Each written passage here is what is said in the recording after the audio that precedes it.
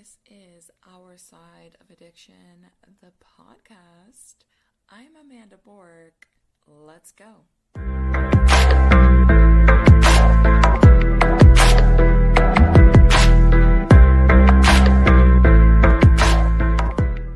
Today we are going to be touching on codependency. In particular, what is it and what isn't it?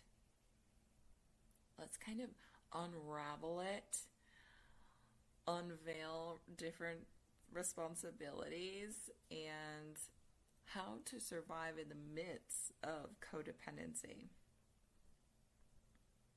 It's interesting because this relationship dynamic often gets under-discussed or completely ignored just in general. And it can be a little uncomfortable or confusing. You don't really know all the time where the line is, especially, if it's our relationship and we're in it.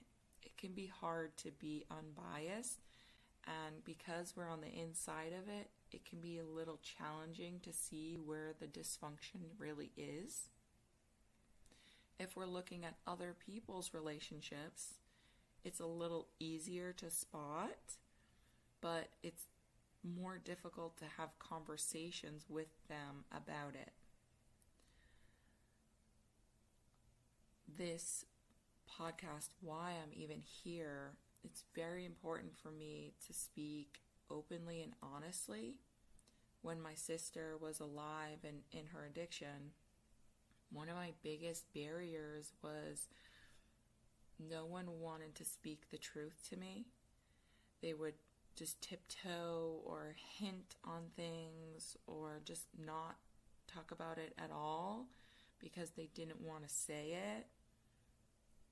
That was such a huge source of frustration for me. And I felt like they knew something, they had a secret or a hack, and they weren't telling me. And I was very angry about, why don't you just tell me?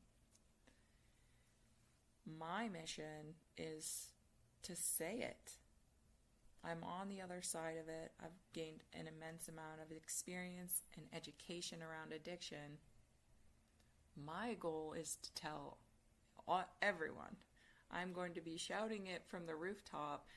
Doesn't matter if you hate me or it makes you cry or you want to fight about it. I'm going to tell it to you, and you can absorb it at your own capacity. You can reject it if you choose, but I'm not going to perpetuate that silent mouth and sad eyes, that expression that people give you when you love someone with an addiction. They're just quiet and they give you these pity eyes.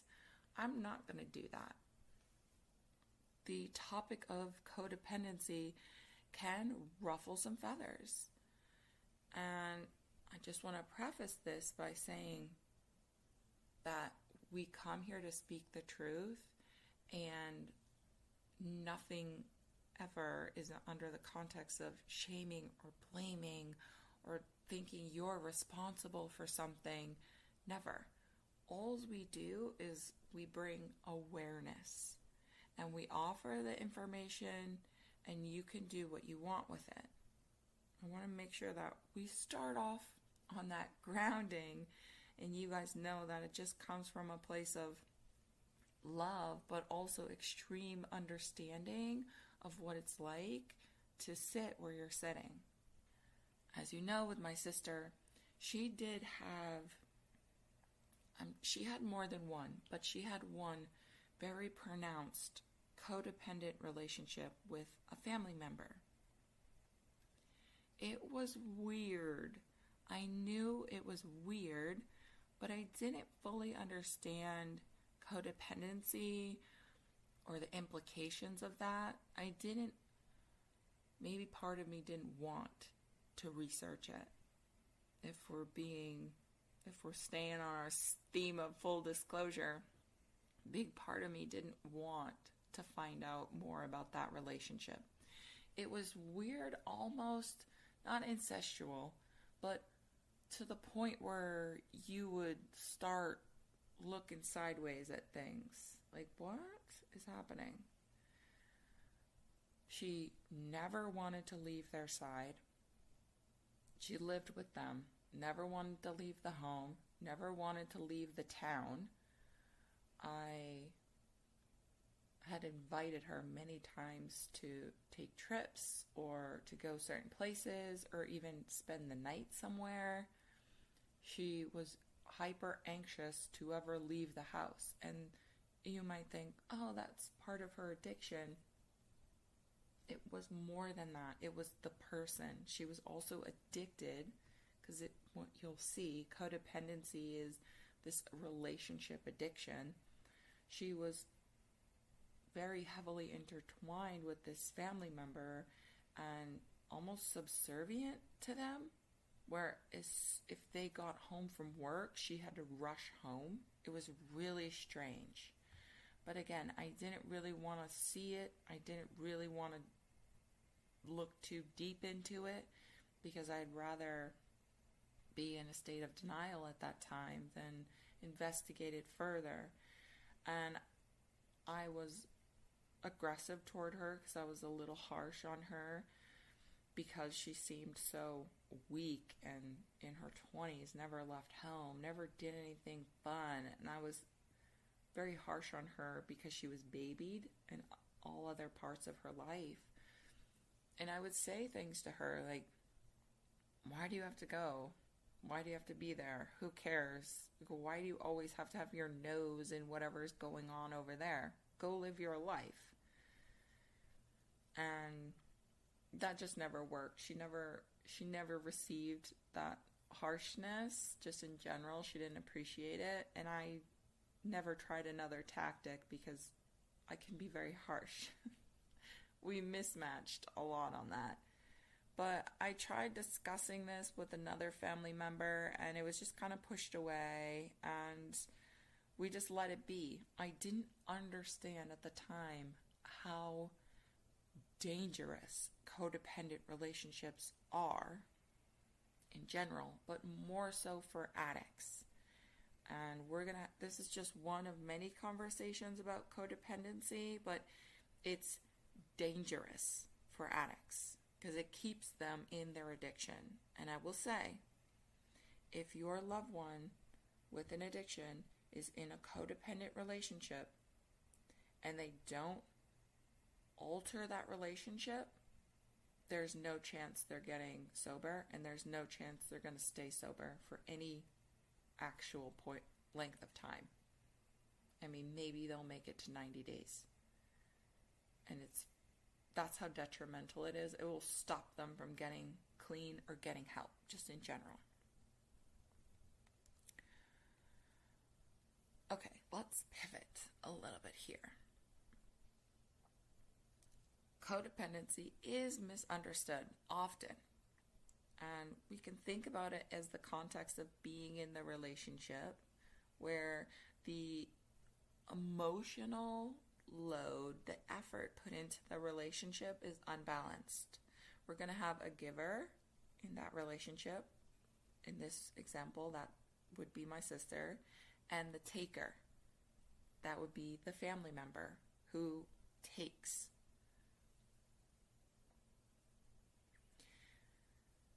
Okay. Going back to our little foundation at the beginning that I set. We aren't saying anything is anyone's fault. We aren't saying somebody's weak or somebody's problematic or the problem. This is all about bringing awareness. I want to really highlight this for you because this was one of my blind spots with my sister that I really wish I could go back on. I want to make sure it's also not one of your blind spots, or that you don't have any regrets about this. We want to just look at the patterns, how and why they develop, and the emotional situation of codependency. How that influences addiction and our loved ones. Codependency is not a diagnosis. I know, I just hear everywhere online, everyone's just obsessed with narcissists and being on the spectrum and self-diagnosing and claiming to be qualified to tell people they're narcissists. Like, none of y'all went for training or schooling for any of that. So let's stop diagnosing people. That's not what we're doing here. I want to really make sure you know. This is not a diagnosis. This is a relationship dynamic. It's not about a flaw, not about something that you are or aren't. This is a dysfunctional relationship dynamic. Part of codependency relates to someone's sense of safety, their worth, also their stability in the relationship, but in life also, just in general. How all of those things are tied to another person. Their whole identity is wrapped up in being subservient to the other person. And that's from the giver's point. If we're the taker, our whole identity is wrapped up in people serving us, catering to our needs, handling things for us. They're very good at delegating. They'll often delegate all their tasks to other people so everyone can be a little worker bee and serve them.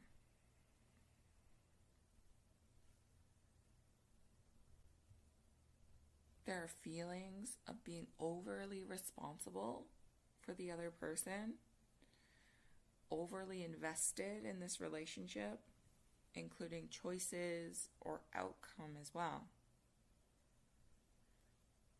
As, say, you are in this example, the giver, your needs are going to come last.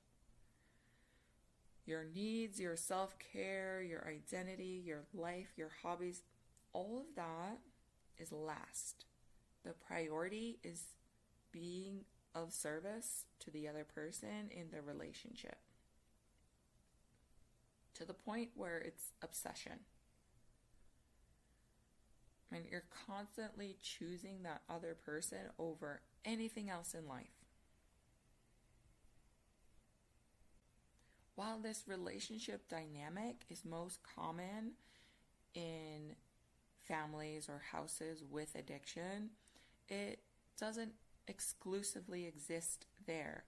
It can also surface if there are caregiver roles, if the relationship is emotionally unstable, if there's a trauma bond in the relationship, and if there's chronic illness occurring. We might start feeling codependency in those situations as well. At the core of it, it's really losing ourselves into another person. We're trying to hold it together for them. We're serving them. Let's focus on what it is not. We can get confused about this when loving an addict. Being codependent does not equate to deeply loving them. Losing yourself in an addict, in their suffering, their shadow, does not mean you love them or you're a really good person. We like to trick ourselves into thinking that it does, but it does not. It does not mean that you're loyal. The ride or die, be a ride or die, no, okay? Does not make you loyal by losing your entire self for someone else. It does not mean that you're generous. You're so giving. You're so caring. Look how much you offer. You're constantly overextended for this person. You are so generous. Wrong. Nope. That's not how it is. It's a lie that we tell ourselves to keep ourselves in this dysfunction. It does not mean you're empathetic. We aren't seeing it from their point of view or making excuses for them, sacrificing for them for the better. Does not mean that. It does not mean that we're simply caring for someone who's struggling. We can tell ourselves that lie, and we can tell that lie to other people, but it will never, ever be the case. When we are engaging in codependency, or maybe we're witnessing it, this is not supportive of recovery. I will say it again. Someone with an addiction who's also in a codependent relationship will never, ever be successful in sobriety if that relationship remains. Never, ever, ever. And you might try to trick yourself in thinking that you're the 0.0001% that it'll work for. You're not. Whatever that rare percentage is, you're not it. When there's that codependency occurring, it doesn't mean that you're helping or you're being helpful. It can get a little confusing in there, loving an addict. It's blurry, black and gray and fuzzy, and we don't always know where the lines are. But being engaged in codependent relationships are not a form of help or management, for that matter. These codependent relationships, they don't sustain the relationship. And that's a big factor, is fear in these dynamics. Fear that someone will abandon someone else. Someone won't be needed anymore. Someone's role will be filled by the next person, willing and able. If the only way your relationship is sustained is through this dysfunction of codependency, then you don't have a willing relationship. It's coercion at that point. While we are, of course, wired for connection, we need love, we need our community, codependency is not fulfilling these needs. Disappearing into someone else is not fulfilling your needs at all. Let's talk about some myths around codependency, just in general. One myth might be codependent people are weak. I used to think that about my sister. She was very weak. Part of her was, yeah. But she had a softer personality than I did. But I was labeling her as weak because she was softer or different than me.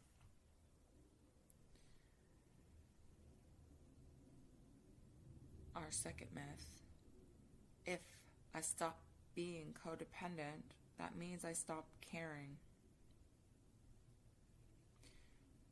Loving someone, caring for them, being helpful during this time of addiction is not going to require that you lose yourself. It will never require that. And if you're giving that, it's because you think that's the only resolve or the only way. It's not, but you believe it to be. The third myth codependency only happens in addiction. It doesn't. It's very common to think that it only exists in that realm, but it's just a relationship pattern. And if the people in the relationship are emotionally unbalanced, or the relationship in general is unbalanced, we can sway into codependency. What are some signs of these types of patterns, codependent patterns? How do I know if I'm doing it? What are some things I can look for in other people or my loved one to see if they're doing it? Feeling responsible or attempting to manage someone else's emotions. That's one.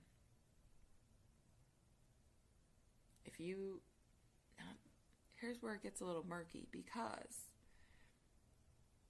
if you feel responsible for your loved one with an addiction, does that mean you're codependent? No.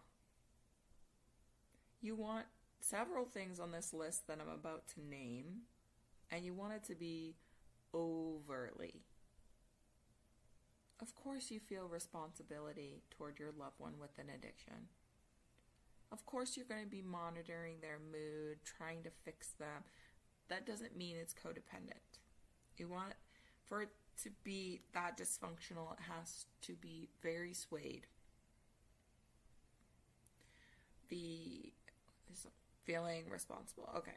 Then we move on, monitoring their mood, their tone, or their behavior.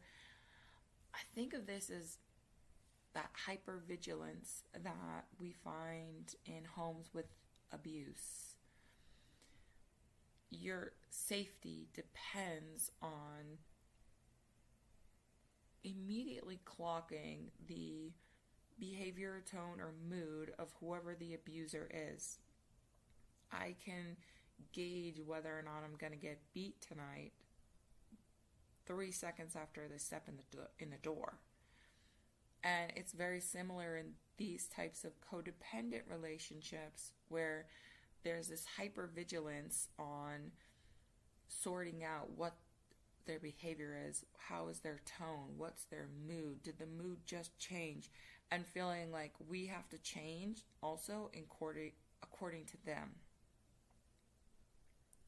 The third one, difficulty relaxing when they're not okay.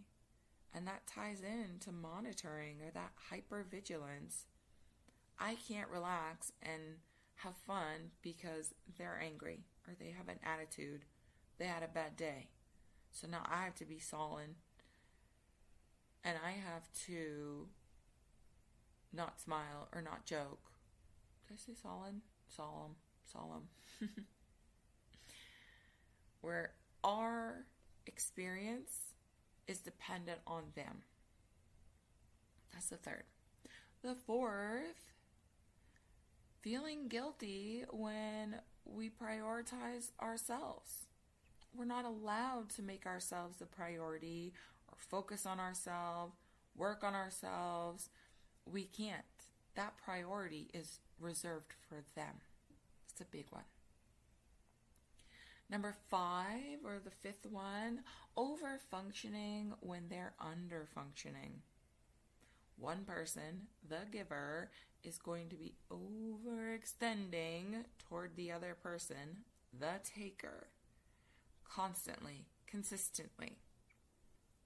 This isn't once or twice, every now and again, always over-functioning, and the taker doesn't really invest much.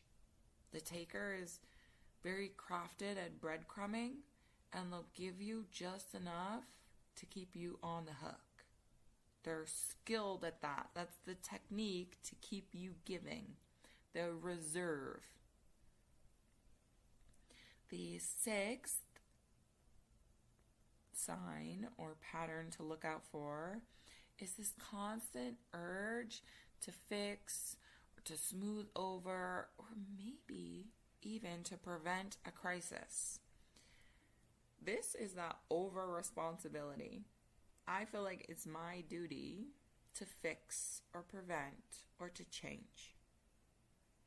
Again, of course you're going to feel an element of that with your loved one who has an addiction. And it might even be strong. That's not the sole indicator that there's codependency going on. 7, I believe we're on 7. Staying in the relationship longer than feels healthy, or staying with them or near them because they need me. They need me to do this thing. They specifically requested that I help them. That gives me the sense of purpose and connection and unity to them. I feel special because they chose me. I have to go and fulfill this for them. They chose me.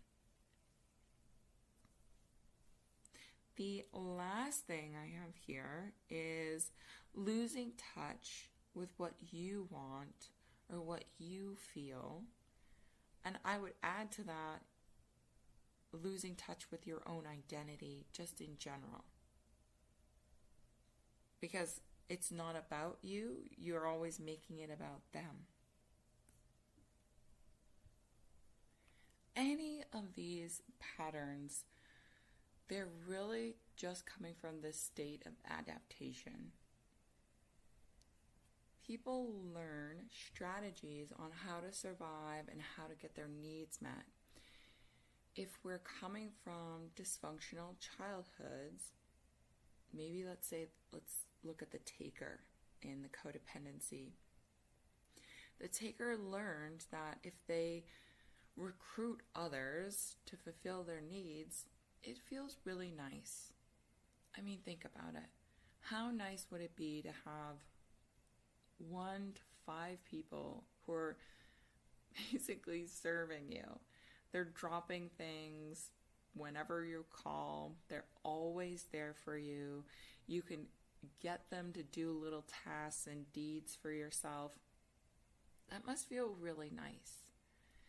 And you get a lot of attention like that too. Someone who's willing to come running whenever you call them, that's an immense amount of attention, and you feel special for that.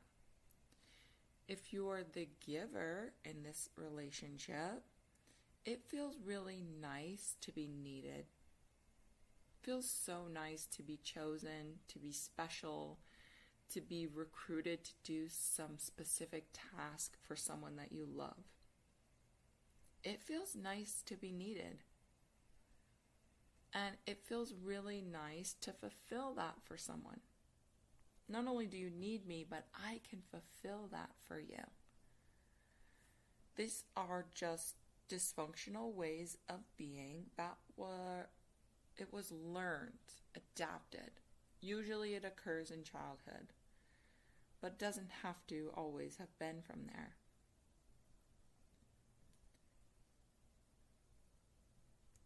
That's partly why it's important not to demonize either side of this relationship. It's because it was just a skill that was developed out of necessity. Let's look at the difference between love and rescue. It gets blurry. This is when it starts getting murky for us out here. What exactly does that mean? Where is the line between love and rescuing? It's an important distinction that's not always going to be clear, and sometimes you can sway on either side of this line distinction. When we have that self-awareness, we're able to catch ourselves. If we start leaning into the rescuing, having that awareness of ourselves, we can pull it back. But let's define the differences. When we love someone, I care about you, but I also care about myself too. Rescuing says, I am willing to sacrifice my well-being, my safety, my finances, my future, so that you aren't uncomfortable, so that you don't face consequences. Again, feathers are a-ruffling right now, and that's okay. If you love an addict, you're sometimes willing to do the abnormal thing for them. And because you love them, you don't want them to face consequence. You don't want them to be uncomfortable. I get it. And there's nothing wrong in the wanting. The wrong, or when the problems start coming in, is when we take action on that. Of course, I never wanted my sister to be uncomfortable. I was older, and it was my responsibility, in my head, to make her life better than mine, in whatever way I could possibly do that. And on many occasions, I sacrificed for her under that context. And that's okay. There's nothing wrong with that. When we're talking about addiction, it gets problematic because when we turn to rescuing, we are disempowering the addict. We are also creating this environment where their addiction can continue and it can also thrive. That's why it's very detrimental, the rescuing. You say you want them to get help, but you're rescuing them. And rescue actions don't say you want them to get help. The rescuing actions say that you want them to continue doing what they're doing, and you are going to cover their back. That's what we're actually saying. Rescuing, it often feels like love. That's why it's complicated. Especially in the moment. Of course I'll bail you out of jail. Are you kidding me? I don't want you in there. It's disgusting. Of course I'll get you a lawyer. I'll pay your fees. I'll get you another car because you crashed car number 5. It feels like love and it feels genuine. It can also feel urgent, noble, and necessary. It's urgent that I get you out of jail. It's necessary. I'm being noble in the process as well.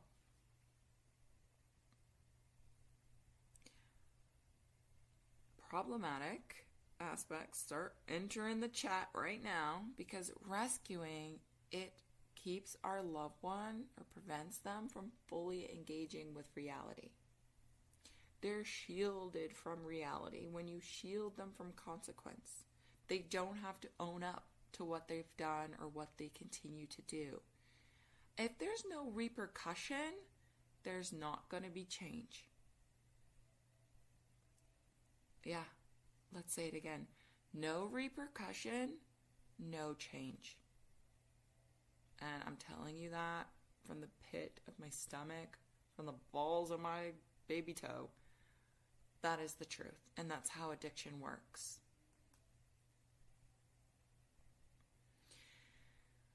Okay. When we continue to rescue, it also reinforces this belief that you are responsible for them. Murky again, because this can lead us into that caregiver enabler type of a role. But we reinforce to ourselves that we're the savior. They need us. They can't survive without us. Who's going to bail them out of jail at 2 a.m? And who's got the money to even do that? That keeps us believing that we are responsible for them. We are responsible for their actions, and responsible for shielding them from consequence. It just solidifies that belief in our heads. While we're doing that, we are draining ourselves. If we are rescuing, we are depleting ourselves. Yes, financially. Yes, resource-wise. But also emotionally, physically, socially. We are sacrificing all elements of ourselves and slowly or quickly draining that from ourselves. When we love someone, we are going to allow them to experience discomfort. That's where growth and change reside. You're going to have to be uncomfortable. I'm sure you've experienced this in your life where if you hadn't, if you've never, bless you. I think most of us have experienced this when we get to a point where we're so sick of ourselves. We're disgusted with ourselves. We're fed up with ourselves. We don't even want to look at ourselves in the mirror. That's the moment we decide to change. And the only reason why we're disgusted or fed up with ourselves is because there's some kind of consequence that we're experiencing from actions that we've been taking. It's the same with addiction. They have to get to this point where they are disgusted with themselves and their lives, and that's their moment where they get to step up and change. And while you believe that you're helping out of love, you're actually preventing them from having their moment.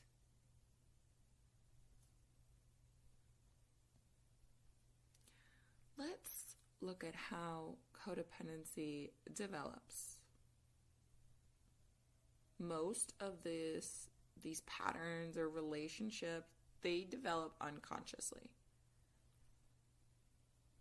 Most people walk around with utter unawareness of themselves and their behaviors or any kind of patterns that they exhibit in their lives.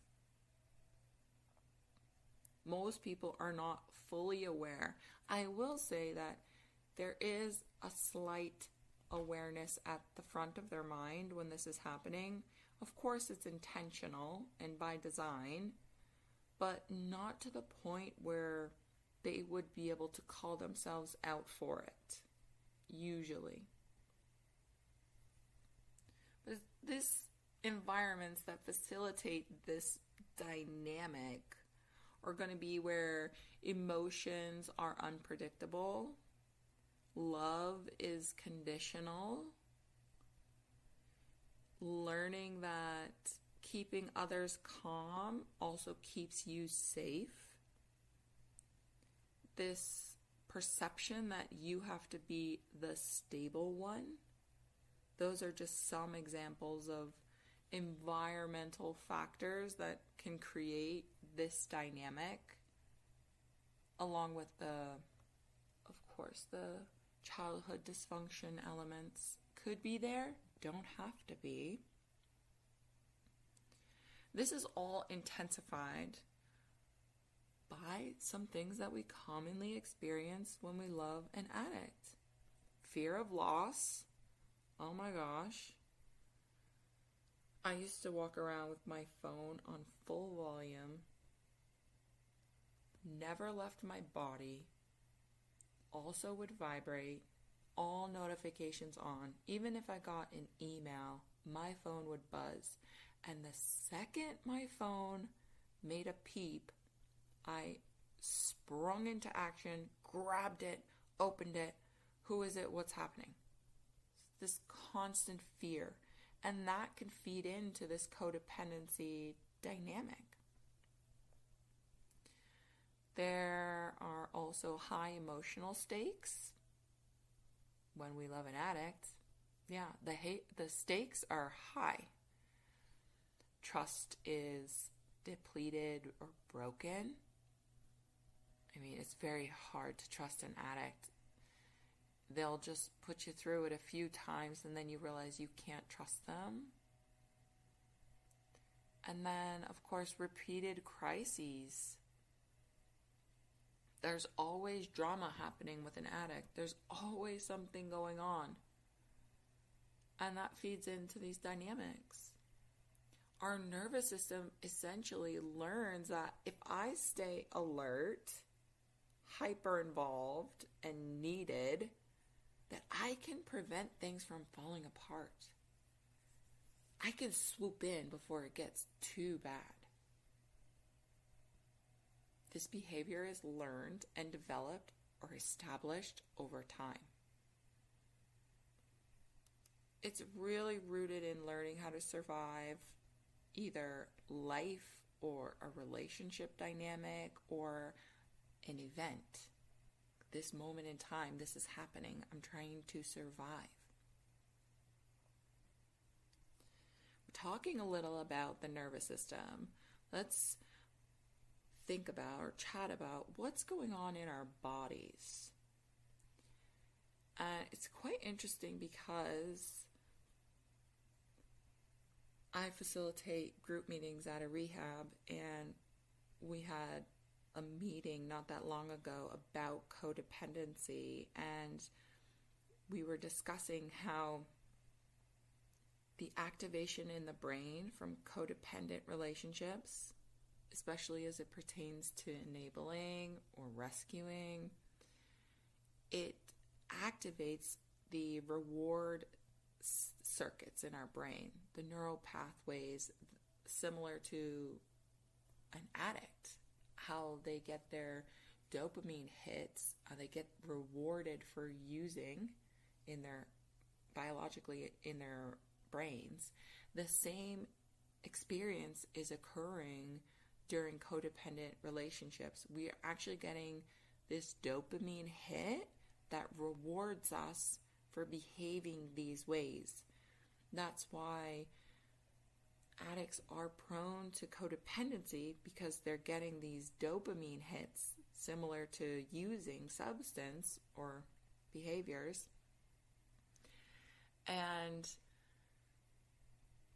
that's why it reinforces these relationship dynamics, is the reward. We might know it's dysfunctional, but biologically, I'm being rewarded and it feels nice. That's a bit of a driving factor. Codependency is linked to chronic stress. We could be in fight, flight, freeze, or fawn. These automatically, our body is trying to survive and using these responses to do so. And these are not conscious choices. When we're in fight or flight, you're not conceptually thinking about your actions, your movement, what's your choice, your strategy. Your body goes into auto. And your body is choosing this for you. The body is trying to keep you safe and preserve you and perhaps preserve your loved one. We talked about what's happening in these codependent relationships, but what are some barriers that are blocking us from changing? Because it's bad, it's detrimental, it blocks recovery, it blocks sobriety. What are the barriers that we're facing to change this behavior that we know needs to be changed?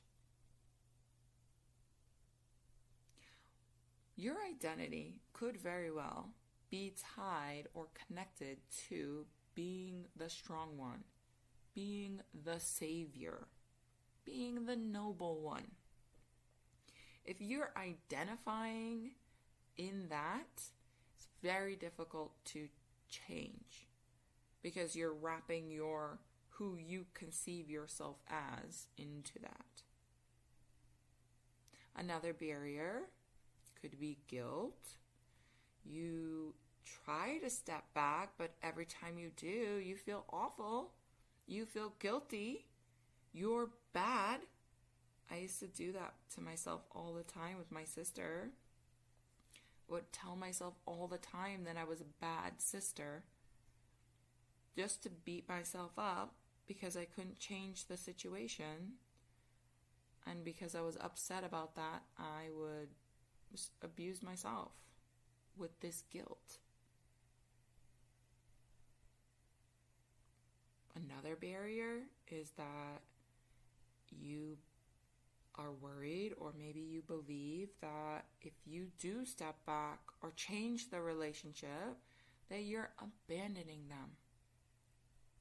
How dare you abandon someone in their time of need? Who abandons someone when they're sick? Would you abandon your loved one who has cancer? What kind of a person does that? I can't walk away. I can't remove myself from this situation. I can't allow them to face their consequences. Those are some of the thoughts that we keep to ensure that we stay stuck in dysfunctional, codependent relationships.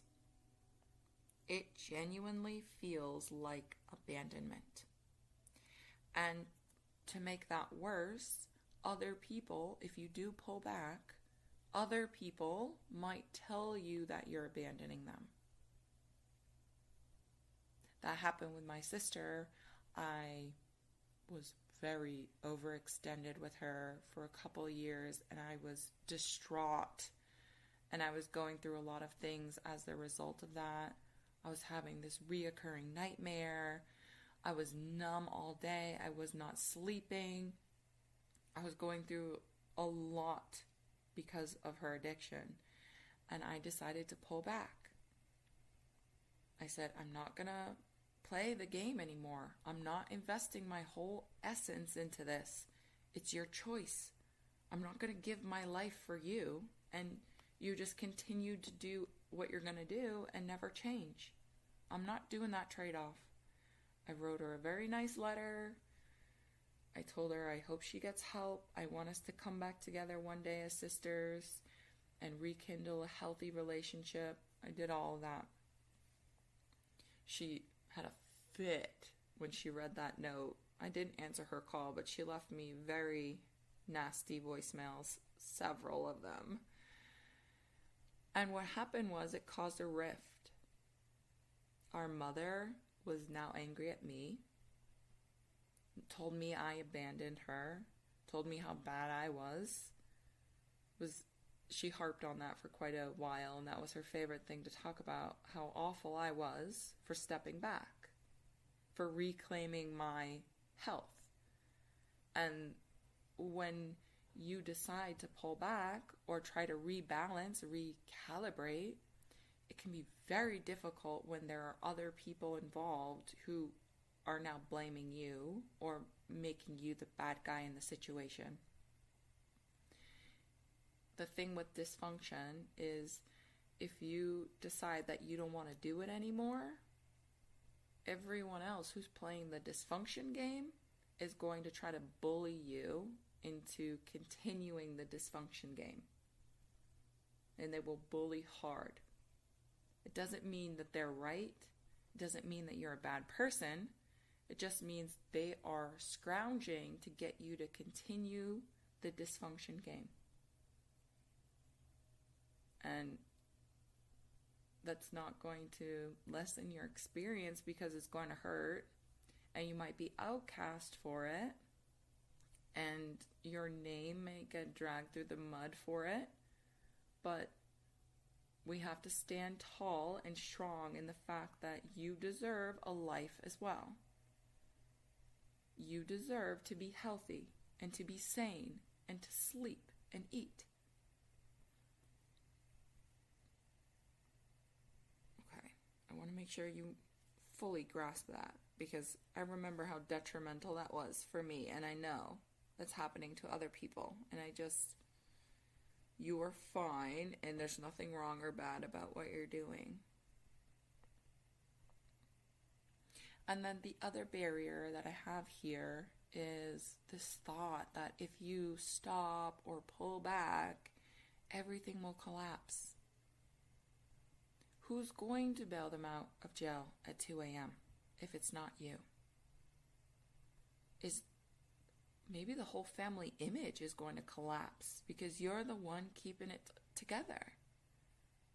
It can feel like if you pull back, the consequence for you is huge. And you're going to have to suffer, and the family will suffer as well as your loved one with the addiction.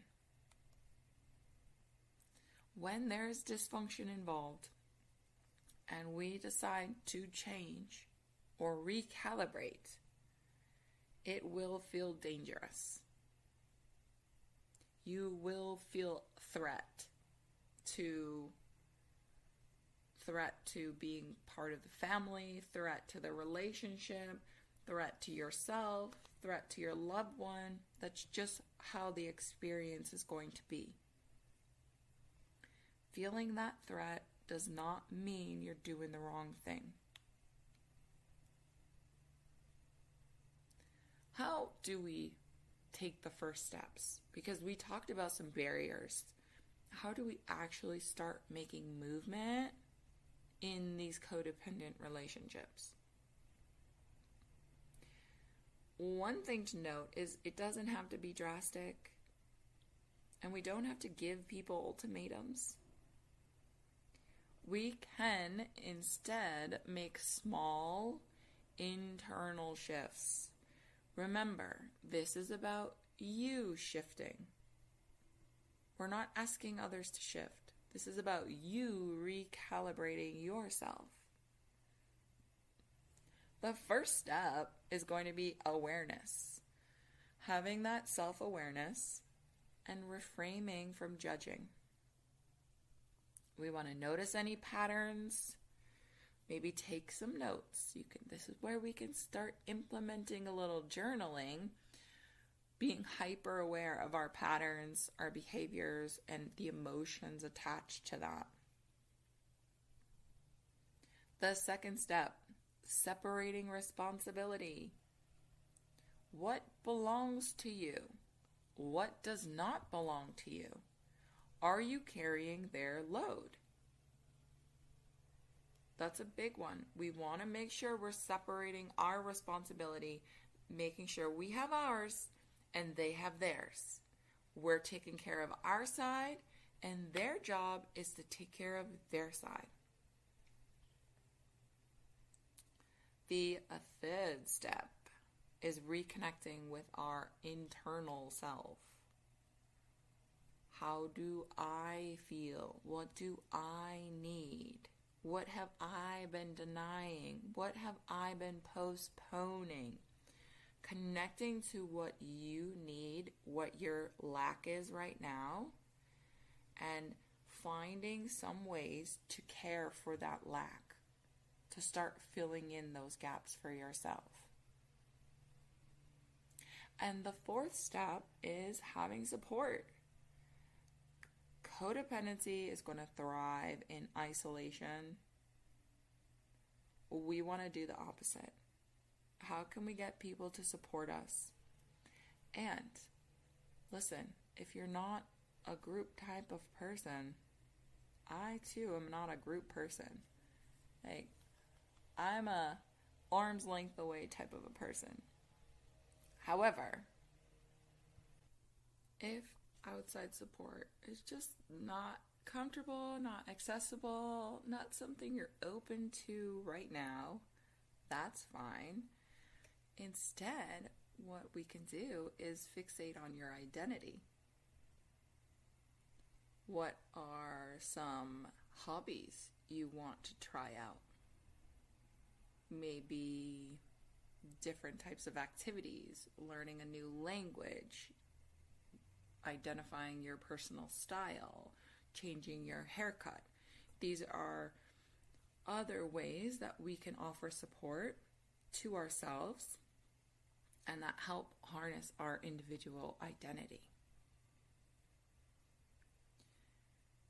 To close it all up, wrap it all up, codependency, it's not a diagnosis, it's not a flaw, it's not a life sentence, it's a dysfunctional relationship dynamic, and it was learned or acquired in response to something else that was happening. Maybe it served you at one point. However, it's no longer serving you, and it's definitely not going to be serving our loved one with the addiction. We want to try to practice loving someone without rescuing them and addressing those feelings of betrayal or abandonment. Practicing setting our boundaries, of course, and putting ourselves as the priority, and understanding that making myself the priority is not selfish. It's necessary. And you are allowed to fully exist and at the same time love someone who is struggling with their addiction. Those two things can exist at the same time. Because they have an addiction, that does not require that you sacrifice all of yourself for them or to address this for their sake. And listen, that's all I got for you on this episode. We will see you in the next one. See you later. Bye.